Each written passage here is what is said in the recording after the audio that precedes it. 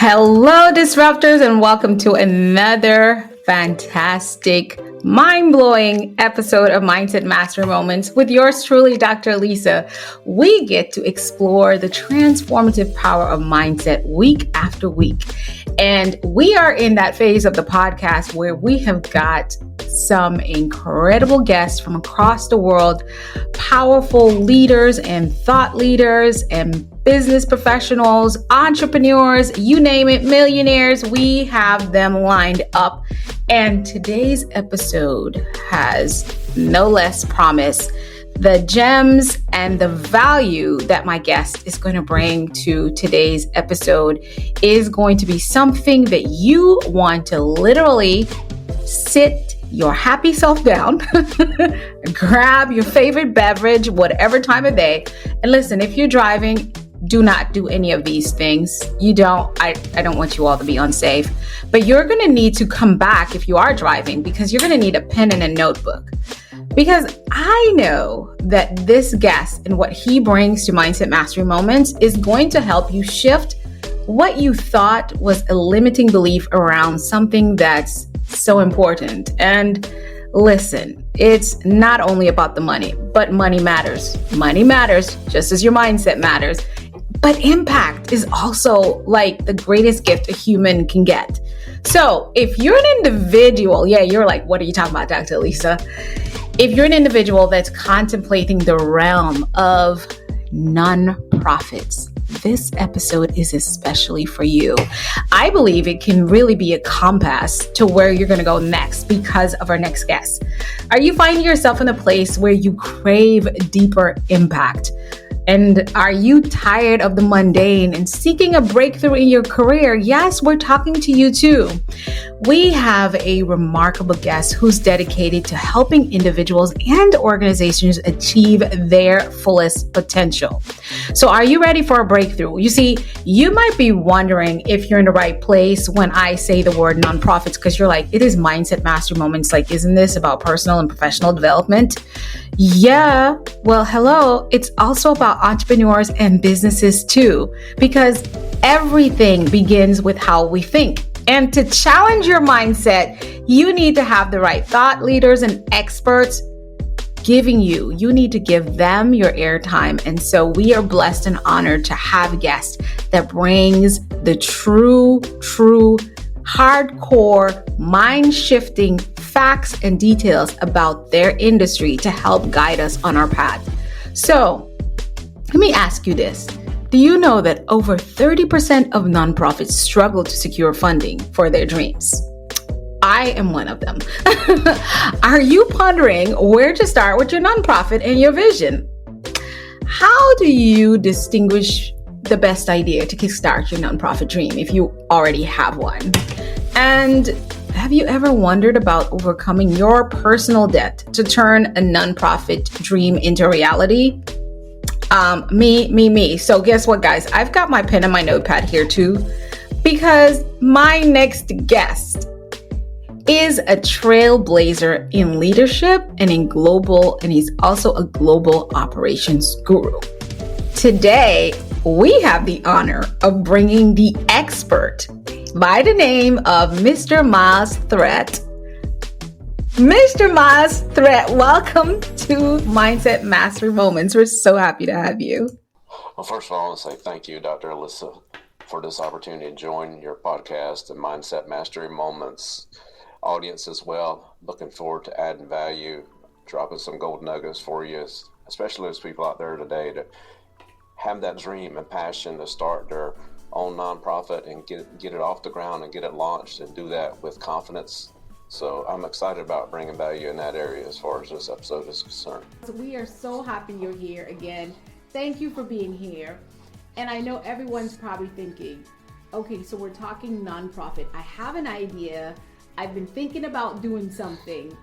Where do I start with my nonprofit dream is what most people are thinking about. So first of all, Myles, do you have a nonprofit of your own? I'm on the board of a nonprofit of my family for my parents that started. I started out my career in nonprofit work. Did that for about 15 years, working overseas in Thailand as a cross-cultural missionary.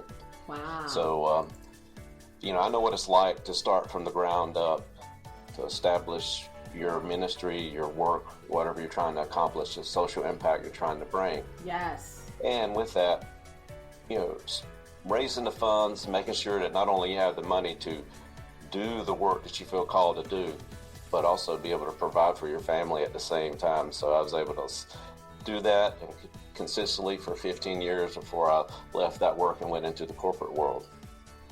Wow. So what makes you so passionate particularly? Because I know you are a coach and a performance zone coach, which I just love that, because I believe there is a zone for achieving things. What got you started as an individual? What's got you on your path and in your life and your journey? Mine got started in the nonprofit world. When you're leading in a nonprofit world, you're leading a voluntary society. Mm-hmm. And this was back in the early 2000s when I got started with this and got interested in coaching. And the reality is, coaching is what really equips leaders to make the next step, make that next decision that helps them execute on the thing that they're most passionate about. Yes.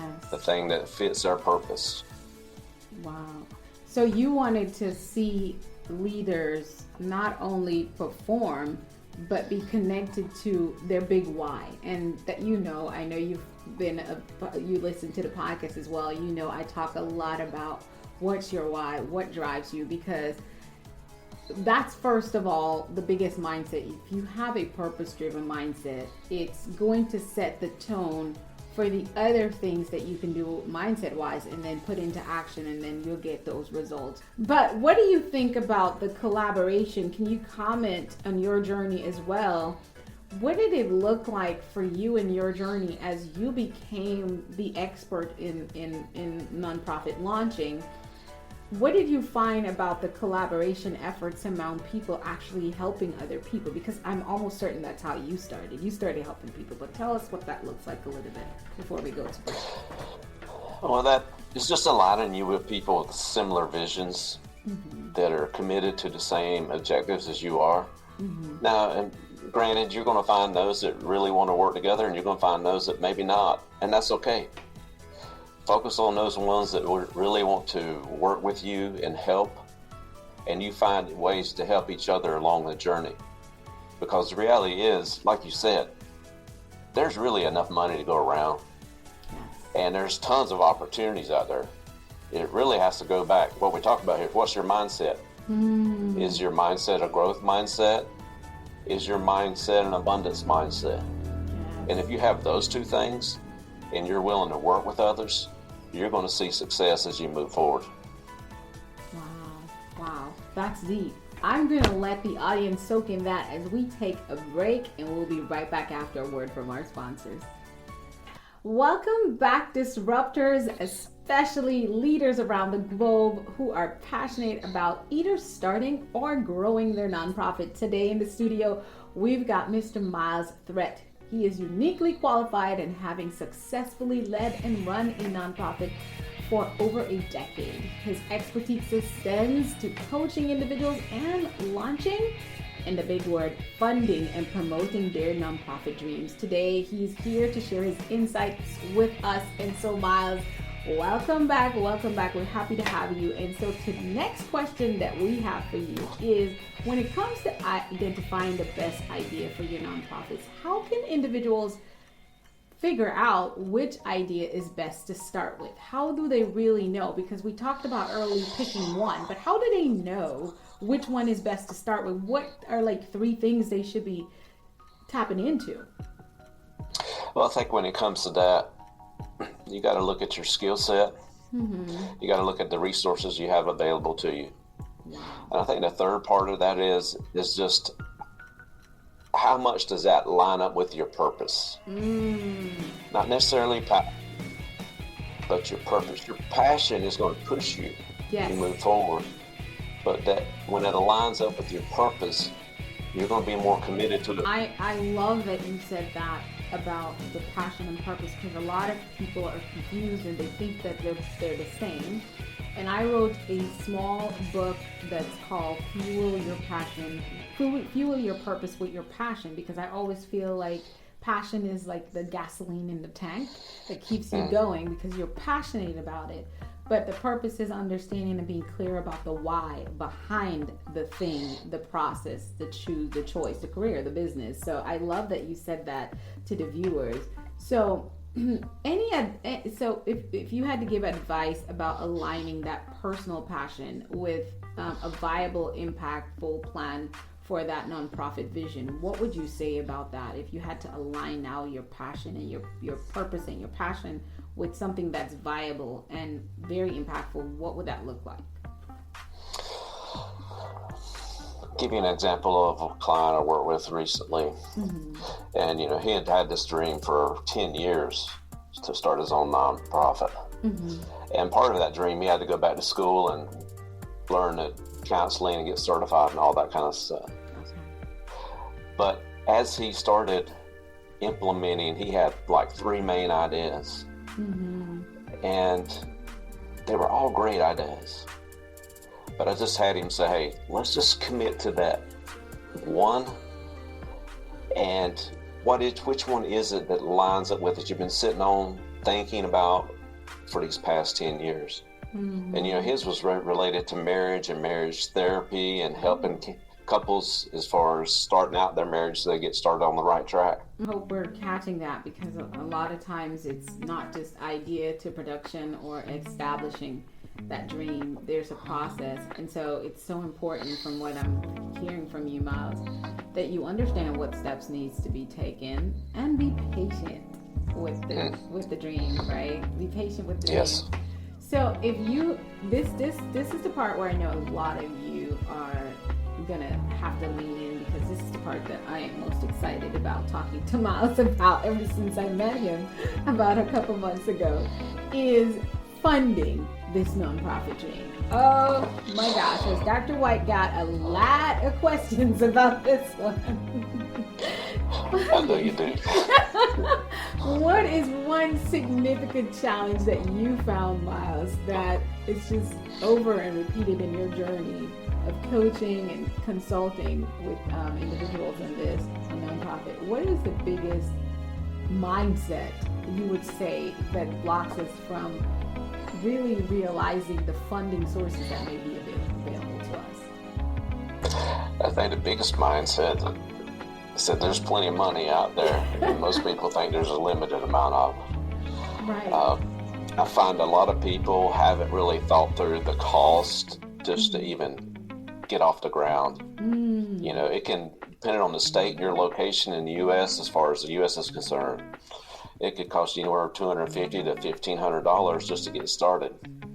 Wow. I've been in Facebook groups sharing my ideas and run through some of those and like, did you even think about how much it costs? Because they were already struggling. Right. Because they never figured out that they needed to have some money on hand to get started themselves. And how much are you willing to commit? Right. So you're saying that there's plenty of money, but you also need some money to invest, right?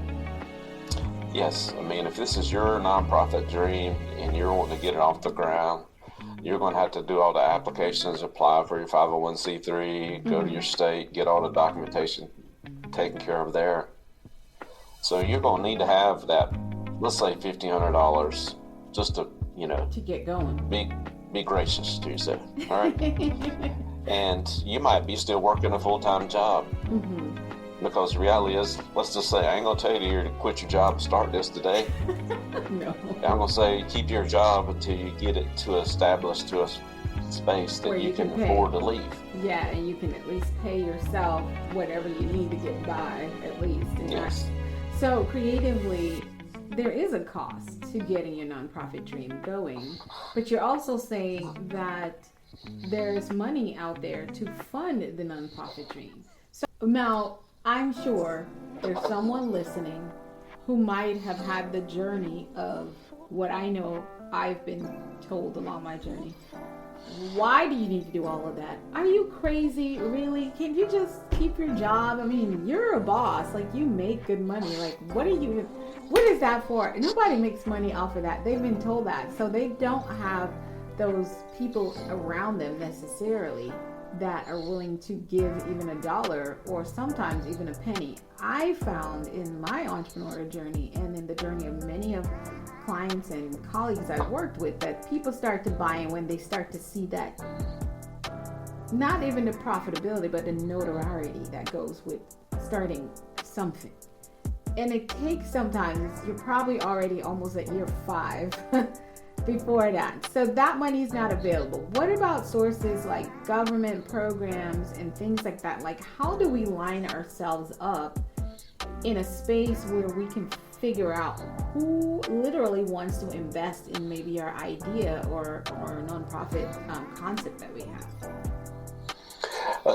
There again, that's going to be research on your own part, and looking at, okay, where can I find that grant money that lines up with my vision, and where does my vision and goals line up with where that money is going to come from? You know, they're going to be deciding between you and several others anyway. Right. So you got to make sure that it's in line with what their objectives are at the same time. They're also going to be looking for social proof.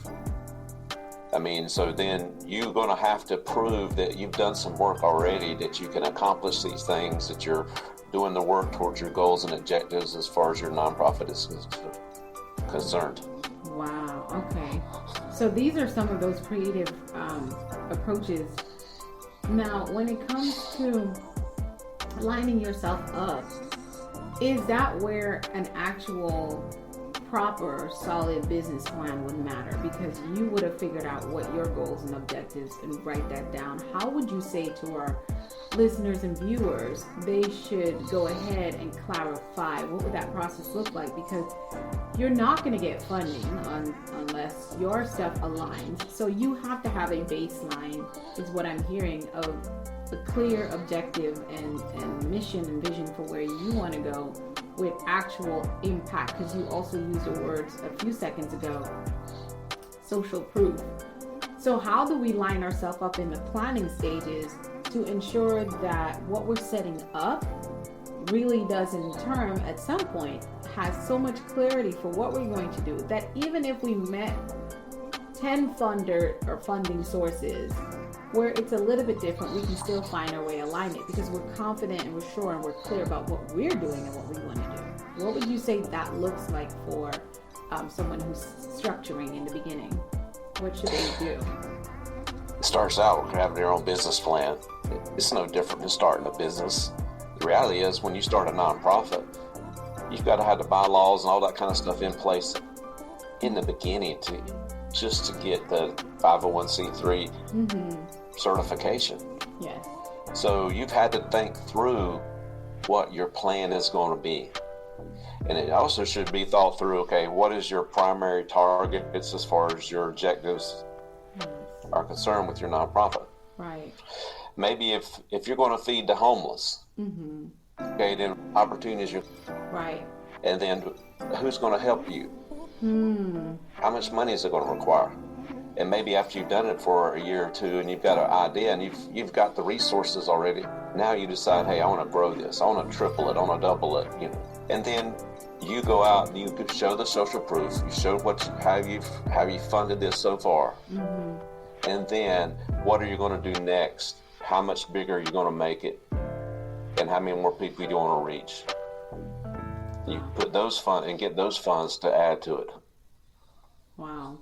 And we're back with Mr. Myles Threatt in the studio. We're talking nonprofit. How do you get started?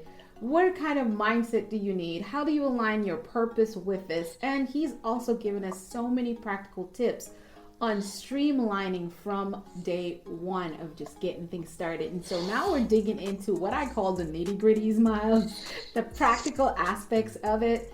where do we even find volunteers? What kind of paperwork do we need, especially in the US? And we know you have the international experience, so you can comment on that. And we're also going to talk personal debt. So the first question I have for you, Myles, is when we're looking for finding volunteers, which can be daunting, and you did mention that, do you have any tips on how we can recruit and retain a dedicated team? Because you just talked about being on a nonprofit board, which I'm on several, and I get emails and LinkedIn requests to sit on so many. I sit on them both nationally and internationally, and I'm at the point where I'm like, I can't, because I will not just be on a nonprofit board so my name could be assigned to the project. I actually want to be able to contribute, and of course, like you said, tie into the why. So where do people even start with thinking about, I know you mentioned friends and family, but thinking about recruiting and most importantly, retaining a dedicated team for their nonprofit projects or just their nonprofit organization? Well, if you've taken the time to build this, forms and communication platforms. Wow. And that's happened, and that's probably why I get a lot of emails, because people see the work that I do and they just desire to have me as a good fit. And it's always such a flattering compliment. And to honor those, I would say when people do reach out, I still get and have a quick collaboration call with them just to hear their vision and encourage, support them. And if I have something I can give direction wise, I do give them, and then just maintain contact. And I would just check in from time to time and say, hey, how are things coming along with you? Are you progressing? There's, as someone would say, there's no with them, there's nothing in it for me, but understanding when you have a dream and you're passionate about it, it's good to have at least one person who's cheering from you. And even if it's a random stranger or whatever, like, you need to recruit all that energy that you can possibly get. And so yes, as Myles said, you know, these are ways how to get people to you, but then retaining them is sometimes a problem, Myles. So when it comes to retention of this team, what should you look for in the beginning when you're qualifying these volunteers? And how do you keep them? That's a great question. It's just like retaining your people in companies and things of that nature, as far as your business is concerned. If you create those opportunities and experiences for them to volunteer, it is through those experiences that they have keeps bringing them back. Right. So part of it too might be connecting with local businesses in your community that have some of the same passions. Maybe it's part of their purpose as well to give back to the community and be involved in your program because it's bringing social impact. And it's through them and that relationship that you keep getting volunteers coming through. And it might be the same people, and they keep coming back because they're passionate about it and they've been aligned with what you're doing. Or it could be new people as they go through that organization as well. Wow. That's very profound. I think one of the key things you said again is that big why. People who have the same vision, not the same, but pretty much the same type of purpose will be, I would say, I agree, would be your ideal person.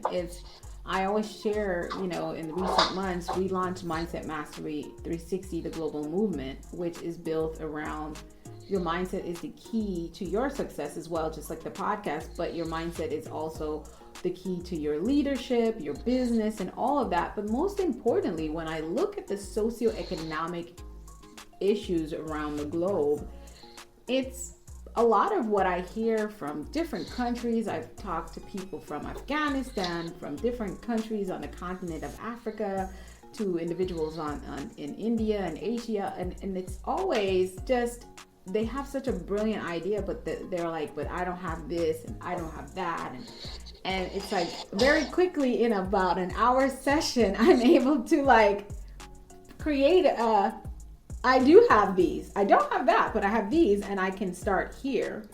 And so you realize it's mindset. So when I decided that we were going to build a movement which will encompass everything that a person can need, that I was going to lead it with our thoughts. And so what I did, Myles, to be exact, when the team and I met, we just put out one One thing, December 6th, I remember like it was yesterday, because when that was released, it's like, here it comes, 1 million people by 2028. And this is a non-profit movement, right? That my for-profit company is funding. I'm the funder.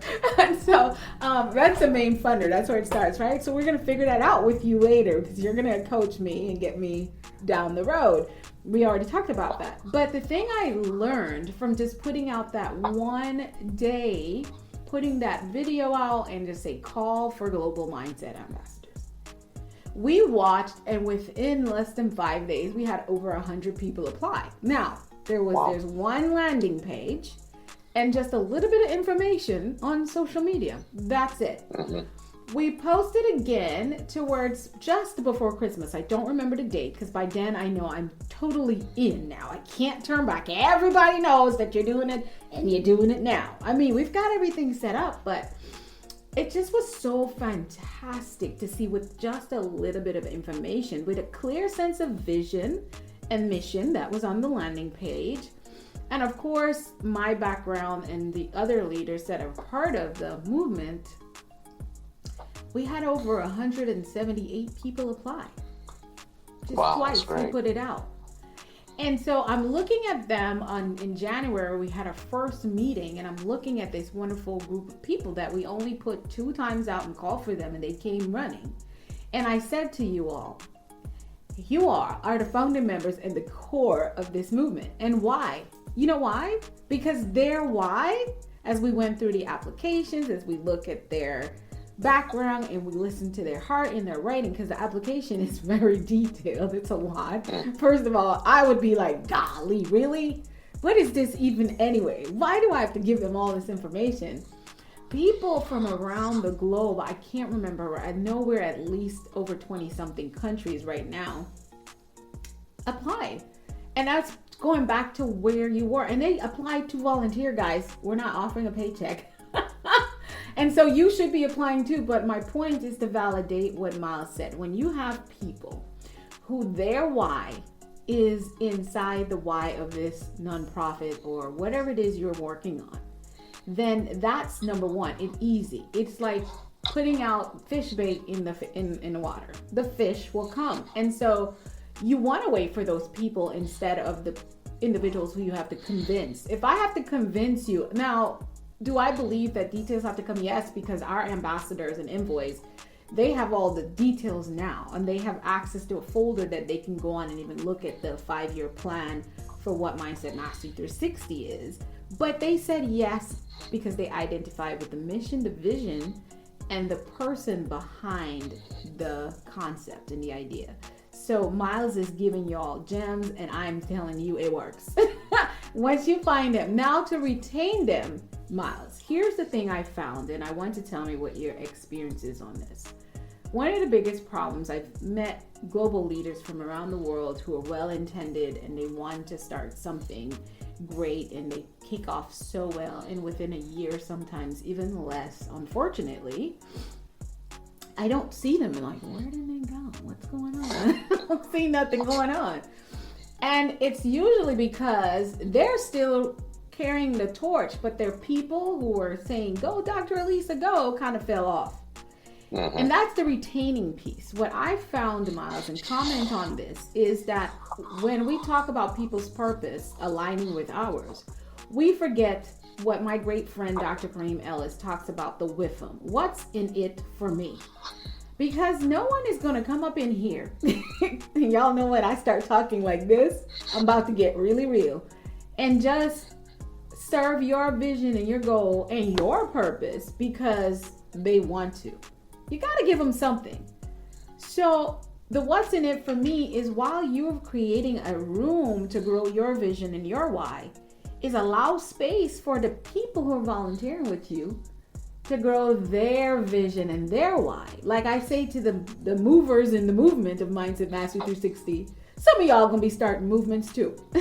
Comment on what your expertise is on that, and like, what is the trend, and how do we really as leaders overcome that hurdle of forgetting that we are still serving these people and that they got a vision too.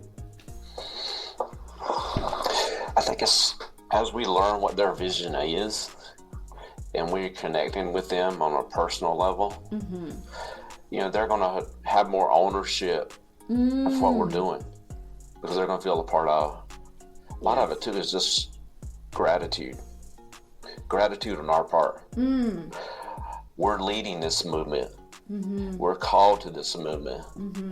These people that are giving their time to help you out, they could be doing tons of other different stuff. Come on.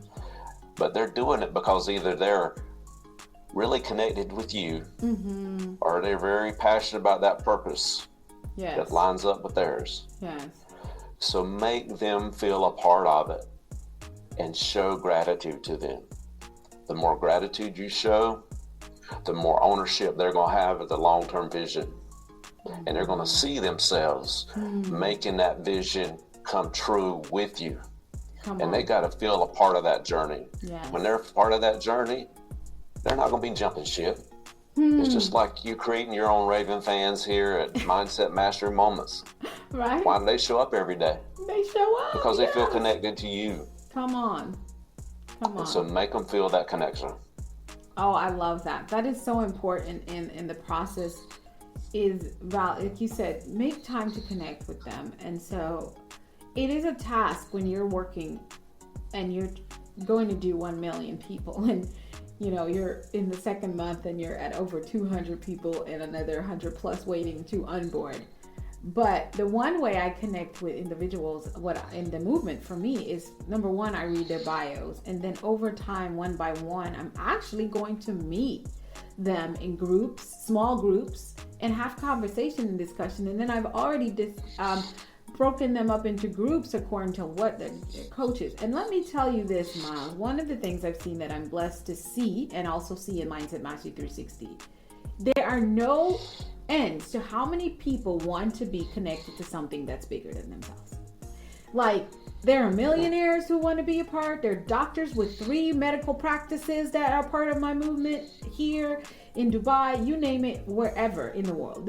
Like, I remember taking the time out as the team was going to approve applications, and I was literally like, I had to stop because I was just crying.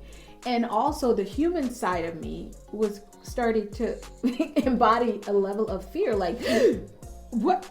They want me to lead them? Oh my goodness, And I'm like, God, what are you doing? Like, this is too much. Like I know I do have a plan, and it's good, it's great, but these people are like up here. And so, but there are people who want to serve the greater good of humanity. And I believe that one thing I tell people, Myles, is I have never asked someone, what do you want to do? And what do you want to be when you grow up? Because I asked 60-year-olds, 50, 20, 18, and 2-year-olds the same question. And I asked them at different times in our journey and in our relationship, and just to kind of have a kick out of hearing them change it and say, oh, so you don't want to do that anymore? Or you have I noticed you just add on, you have more clarity about it this time. I've never heard anyone say anything that didn't attach to something that would serve their families, communities, and if they're wild and crazy like you and I, the globe, right?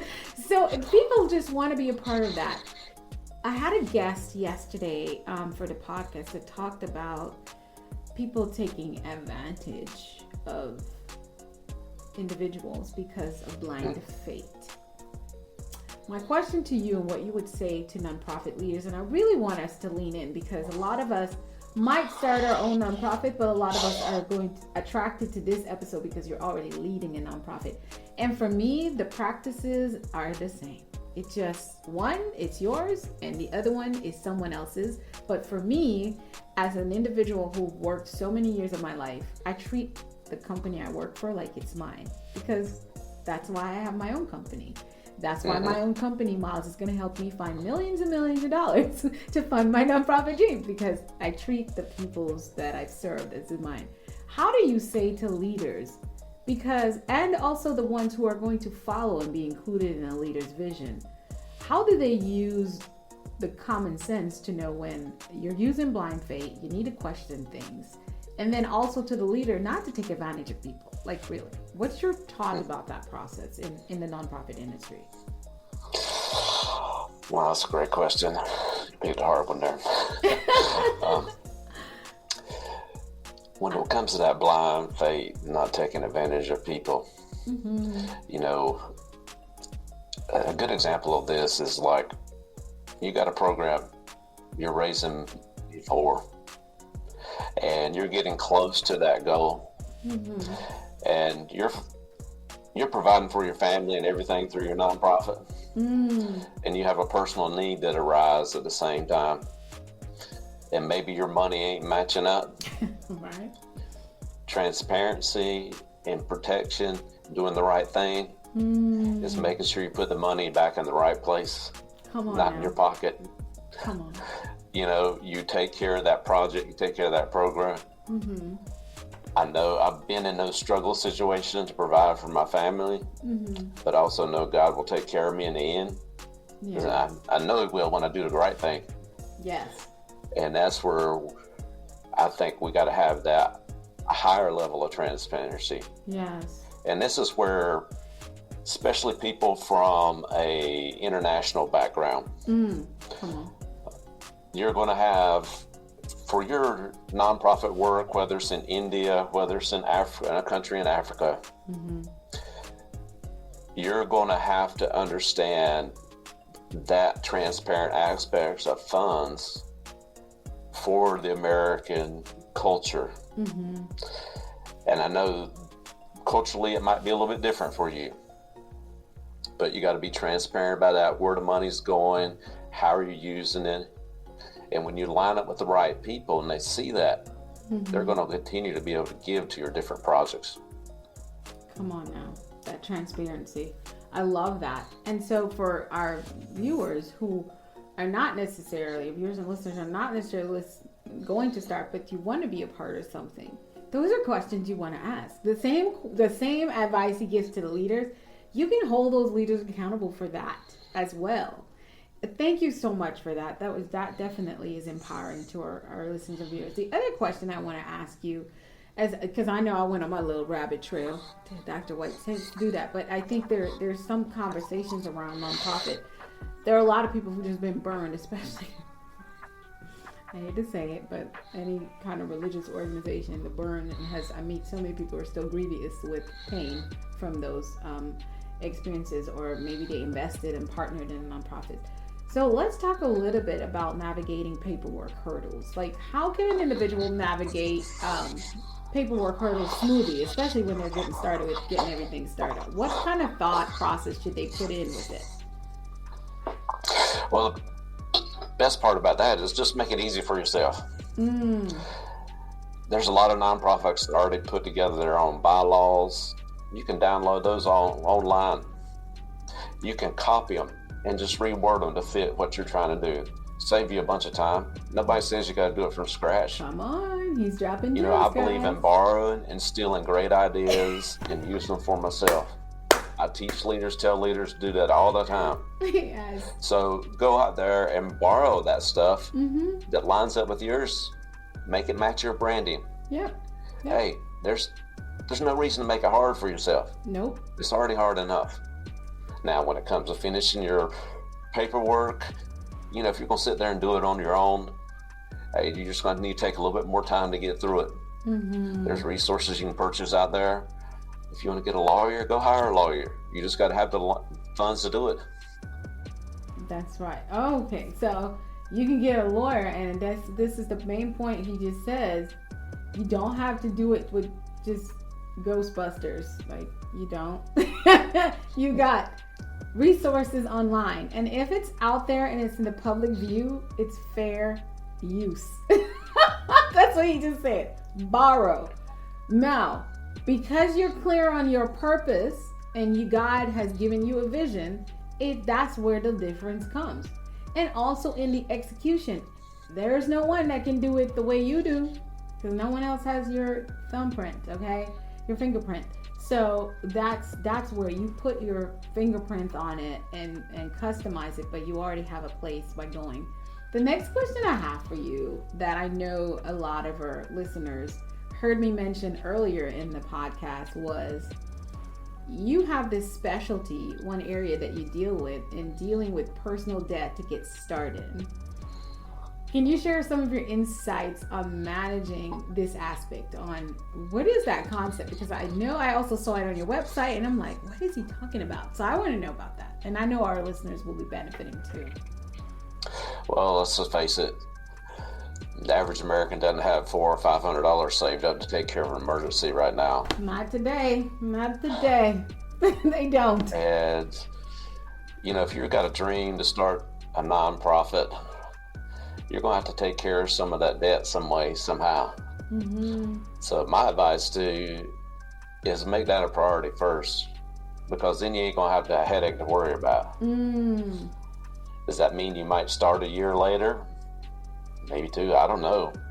Depends on how much money you still owe. But make that a priority for yourself. Right. And then you get that freedom at the same time. Yes. Because once you take care of that debt, you can start raising those funds. And next thing you know, 6 months down the road, you're free from your 9 to 5 and you're living off your nonprofit. Yes. You're doing the work you've called to do. Yes. And you're following your dream. When I started my journey, I was working full time. I worked full time and I was raising money for my nonprofit work for 6 months. Yeah. Before I was able to leave my 9 to 5. At that point in time, I didn't have any debt, so I was blessed. Right. Right. And that gave me the freedom to do that. I had to do it all over again when I got started. Instead of investing that much money on the things I needed and the things I wanted to do, I would have paid off my debt first, and I would have exited the workforce a lot sooner than I actually, could, because I did not understand that. I just really wanted to go running. And this is why having episodes like these and podcasts are so, I for one, I tell people all the time, I help heal myself and all the things. I learn so much from listening to podcasts and watching YouTube, more than I would learn sometimes from going to a conference. I only go to conference and things. I do go, but most of the times I end up on stage. So even us, we have to learn. But that is so key, what you just said. So you really want to, bring yourself to as debt-free as possible. And I really believe, because Dr. Kareem Ellis just posted a clip on social media where he was talking about, while you're busy investing in working for someone at 40 hours per week, you're not able to invest into your goal and dream as much. And so, yeah, go ahead. And just what you said, you launching out on your own and being debt-free, and you're making that money through your nonprofit or your business that you started, you're always paying yourself first. Yep. The reality is you'll pay the taxes later, and you get to write off a huge amount of taxes. Right. And we've been taught this a lot. We need the golden handcuff of the 9 to 5. We only need it because we have created so much debt. Especially in the US of A. So what I've developed over time, especially, in my single years, is having a lifestyle that I call closer. I don't profess to be a minimalist, but I think I am now. I'm very minimalist, and if I can't afford it, I'm not doing it. I'm not buying it. I'm not borrowing. It's not happening. It's just not happening. Like, I'm not taking the trip. I'm not taking the phone call. I'm not buying the dress. I'm not getting the shoes, because number one, I have a purpose that is so big, and I have to first invest in everything that I desire, like you said earlier. And then if I'm hanging my hat where my hand can't reach, who's going to go get it when I go up there? And that means that's when the debt collectors start coming for you. Cars refill, houses refill. So talk into that a little bit. Like, what do you tell your clients when they come to you about money and how to get started? Well, when they come to me about money, one of the things that we try to discuss is, okay, how are you going to make this vision happen for yourself? And how are you going to get the funds to continually come through it? You're going to use a crowdfunding methodology, or you're going to go get grants. Or maybe you come up with a unique way of raising funds. Mm. And, you get a percentage off certain sales of certain items, things of that nature, how people use that as well. And really and truly, they create a system for themselves. They sell that promotional material, and it goes back into their nonprofit. Mm-hmm. And, if they've got a huge amount of debt, and they really want to get free from their 9-to-5 and make this their main thing, mm-hmm. that they're leading, this nonprofit is how they provide for their family. Is at the same time, they become almost an employee of it, but that's how they support themselves. Right. But it's just building a structure in there, mm-hmm. and like, all right, let's borrow some material from Dave Ramsey. Hey, let's do that debt snowball.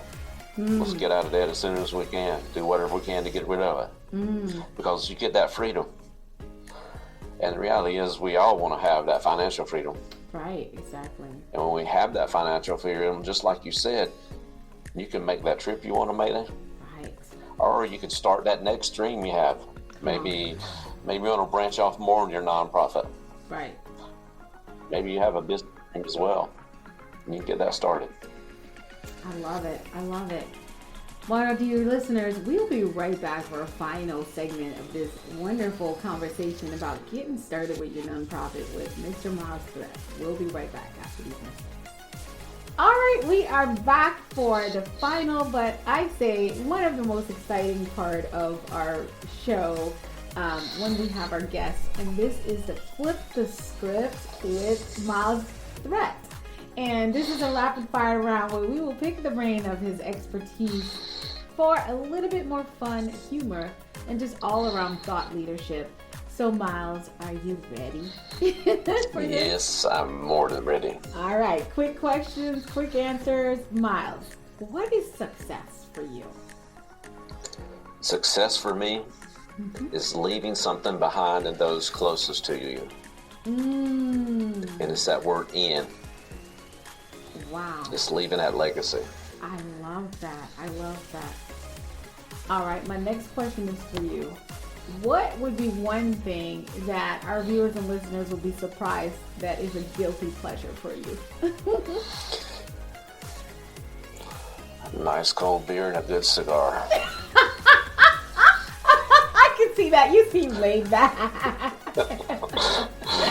Yes, I enjoyed one yesterday. Oh, man. That was your Saturday. Let me ask you this. Yes. What would be one of the most embarrassing things that happened to you in your career as a coach, a leader, and all the wonderful things you've done globally? That's a hard one. Most embarrassing thing. Don't tell me you've had a lot. I'd be honest, no, I really haven't. It's maybe technology not working when it's supposed to. Oh, but, I can't control that. Was it a PowerPoint just freezing on you? I really don't remember one. I'm so concerned about something going wrong. I've always over-prepared. So you have never slipped and fell in a mall? Or going to the wrong bathroom? Come on. Oh, something like that. Okay. Oh my goodness. Listen, Myles, I found myself in a men's bathroom the other day having a whole conversation, and this man and his son looking at me like, came out the bathroom like, did you see the urinal? What are you doing? Well, in today's world, that's not, it's okay. Right? They told me I was fine. I'm like, oh my God, and I ran out. No, this literally happened like less than a month ago. That's Dr. Alisa can find herself. That's funny. So, Myles, guess what? We had one of our guests who his episode has not aired yet, but it will shortly. Dr. Eric Rector. He left a question for the next guest that I record with, and so that guest is you. And his question is, how do you approach the mountains in your life?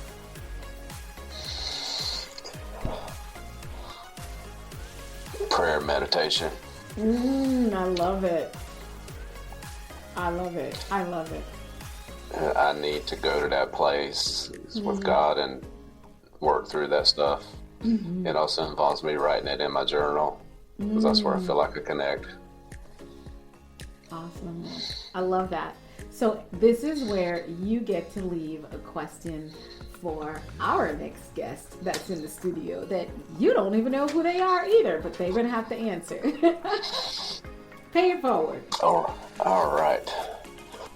If there was one thing they had to go back and redo, what would it be and what would they do differently? Wow. If there was one thing they got to go back and do, what would it be and what would they do differently? I love it. That is a profound question. And I propose that our viewers and listeners answer these questions because these questions are deep. I'm like, okay, which one do I pick? I've already started answering it in my brain. Myles, oh my goodness, it has been such an honor and a pleasure. And so I know you came today and you came bearing gifts. So I want you to tell us about the free gift that our viewers and listeners will get to receive from you and how we can connect with you. Okay, yeah, I've just been excited to join you today and love this opportunity. So thank you so much.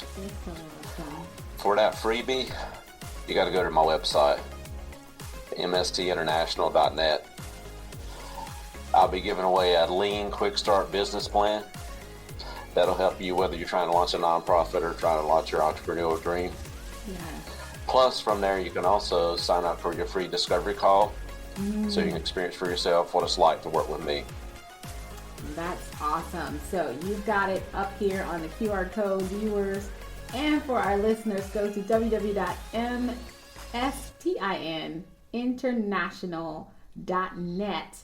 And we will have the link as well in the description wherever you're listening to podcasts so you can connect with Myles.